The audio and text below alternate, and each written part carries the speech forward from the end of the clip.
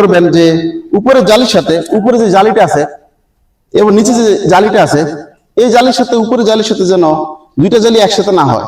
এই দুইটা জালি যেন একসাথে না হয় সেখানে আপনি এই বলকটা ইউজ করতে হবে। অনেকে বোতল বলক বানায় বা দধির যে কাপ আছে ওই কাপ দিয়ে কিন্তু বলক বানায়, এই বলকটা ইউজ করতে হবে। দুইটা জালি যদি আপনার একসাথে হয়ে যায় তাহলে কিন্তু মাঝখান দিয়ে কিন্তু আপনার যে ঢালাইয়ের কণা, সিমেন্ট, বালু এগুলো কিন্তু ঢুকবে না। নিচের জালিটা ঠিক থাকতে হবে, উপরে জালিটা, নিচের জালি থেকে উপরে জালি কিন্তু ফাঁকা থাকতে হবে। তাহলে কিন্তু দেখেন এই যে এখানে দেখেন নিচের জালির থেকে উপরে জালি কিন্তু ফাঁকা আছে, এটা দেখাতে পারেন নাকি? হ্যাঁ, নিচের জালি থেকে কিন্তু উপরে জালি কিন্তু ফাঁকা আছে, এই ফাঁকা দিয়ে কিন্তু আপনার মশলা ঢুকবে, কণা বালু সিমেন্ট কিন্তু ঢুকবে। এবং নিচে কিন্তু দেখেন বলক দেওয়া আছে এবং নিচে দিয়েও কিন্তু মশলা কণা বালু সিমেন্ট কিন্তু ঢুকবে, উপরে কিন্তু কণা বালু সিমেন্ট কিন্তু থাকবে।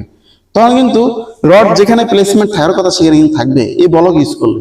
আর যদি আপনি এই বলক না দেন তখন কিন্তু এটা কিন্তু থাকবে না, তখন দুই জালি কিন্তু একসাথে হয়ে যাবে। তাহলে আপনার ঢালাইতে লাভ হলো কি?